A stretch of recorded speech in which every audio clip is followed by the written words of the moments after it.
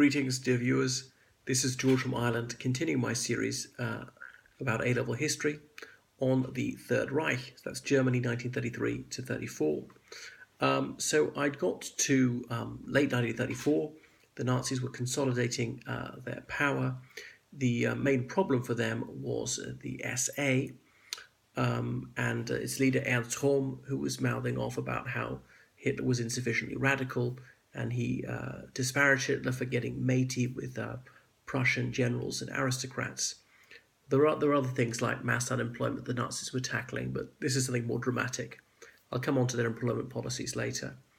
Anyway, there were acrimonious rivalries within the Nazi party, and some people believe that Hitler liked it that way because that emphasized his paramountcy when those beneath him were squabbling. So Hitler was anxious about the waves that Rome was making because President von Hindenburg still had the legal power to dismiss Hitler as Chancellor. He could call fresh elections, he could appoint a new Chancellor. Anyway, 1934, other luminaries of the Nazi Party convinced Hitler that Ernst Röhm was plotting against him, which wasn't so hard to believe, but I don't think any proof has been ever provided to suggest that Rome really was plotting to overthrow Hitler. So 30th of June 1934, Operation Hummingbird swung into action, or Fall Colibri. Curiously, English is the only European language in which the word for hummingbird is not colibri. All the others, Portuguese to Russian, it's colibri, but that's by the by. So several hundred people were killed in the next 24 hours. At least 180 of them were members of the Nazi Party, mostly senior members of the SA, including Ernst Röhm. Some of them grabbed and just shot dead without trial. Some of them encouraged to commit suicide in that they didn't take their own lives. They were then shot dead. So this was an opportunity to settle other scores. So Kurt von Schleicher, he was killed. Remember, he was the one who was Chancellor immediately before Hitler, the Red General, as they called him, a general of mildly left-wing sympathies. But despite that, people called him Red, as in communist, which was a huge exaggeration. So that was staggering. If even a former Chancellor could be killed, nobody was safe. Röhm, who was Hitler's comrade of 20 years, he'd been killed. So many potential opponents decided they better not cause trouble, want to keep their heads down. Anyone could be killed at any moment.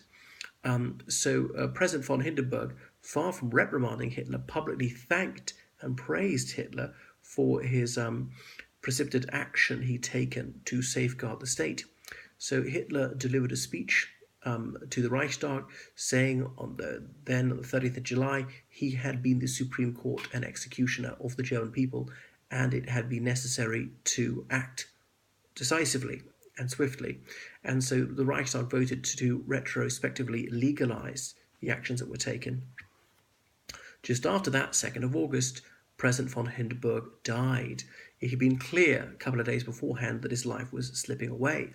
Hitler had flown to von Hindenburg's East Prussia estate and greeted him.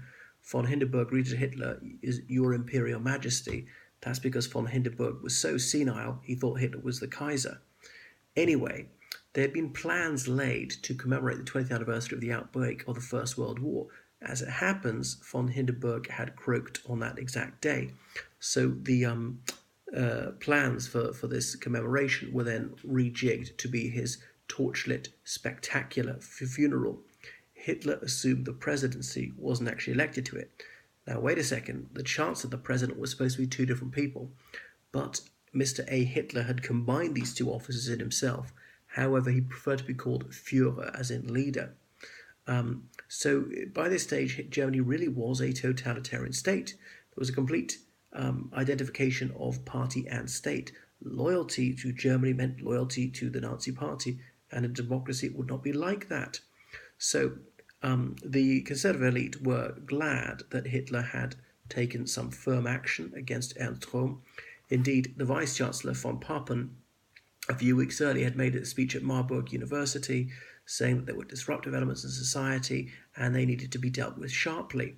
And that was the last public criticism of Hitler. Von Papen was demoted to be ambassador to Turkey at this point. So the Defense Minister von Blomberg suggested that the army take an oath of an allegiance.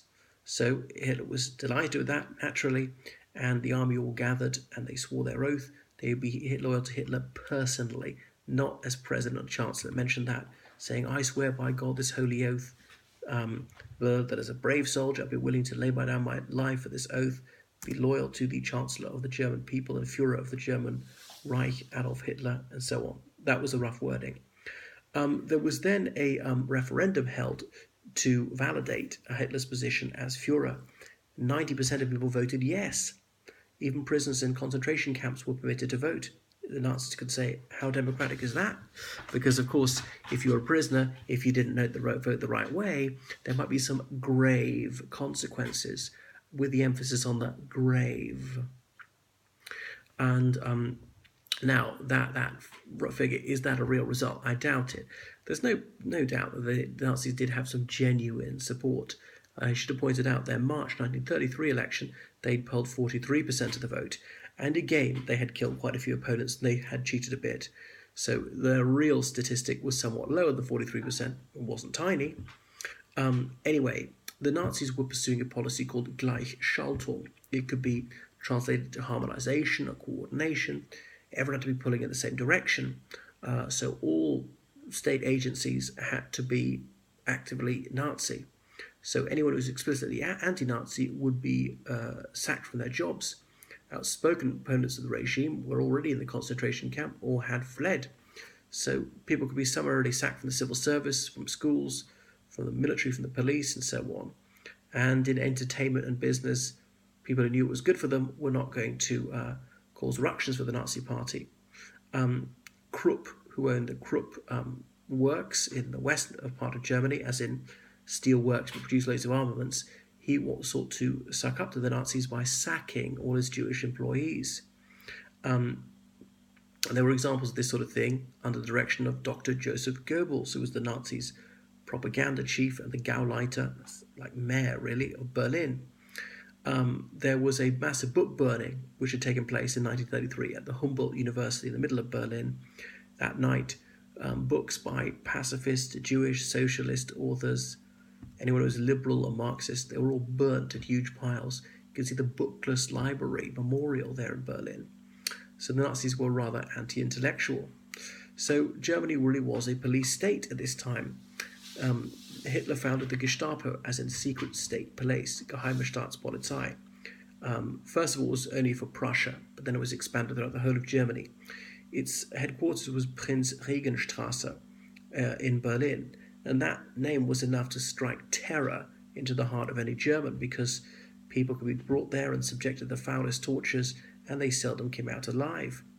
So, and also ordinary police dealing with pickpockets or domestic violence, things of that nature. Heinrich Himmler, who was head of the SS, was also the head of all police in Germany. The SS, in theory, were police, but they didn't do normal police duties. So the Gestapo were not evenly spread throughout Germany. They were concentrated in areas where they thought to be needed most, as in when there was going to be political opposition. So the Gestapo routinely used torture. They could tap phones. Though not many people had telephones back then. They could open post. Sending letters was far more important in those days than it is now, because there's no internet. And most people didn't even have a landline. Mobile phones hadn't been invented, of course. So the Gestapo officers had lots of informants, and indeed they infiltrated people into opposition groups both in Germany and abroad. Moreover, then, members of the public were coming forward, volunteering information they wanted to denounce their neighbours, things as petty as she does not have normal predispositions, as in suggesting somebody's a lesbian. They wanted to be kept abreast of what was going on in dissident movements and amongst asocials, alcoholics, the work-shy, and homosexuals. In time, the asocials were made to wear a black triangle, asocial but not antisocial. When I said you could get a black triangle for being alcoholic, homosexual, or work-shy, one of my friends said, put me down for all three. They were also against gypsies, and just anyone who was an oddball, the local weirdo, tramps, they were considered to be asocials. So they were all sorts of into persecuting people who were socially marginal. It was bully boy mentality writ large. The Gestapo took a lively interest in organisations and individuals that could be a focus of opposition, people who'd certain other political parties, even the ones who'd cooperated with the Nazis, DNV, DVP, not necessarily sent to prison, but the Gestapo were vigilant. Anyway, they were also against Jehovah's Witnesses, because that religious group are against national identity and against fighting. And they were against Quakers, who are a Christian group, and they are pacifists. So even the mainstream religious denominations, the Gestapo watched very carefully.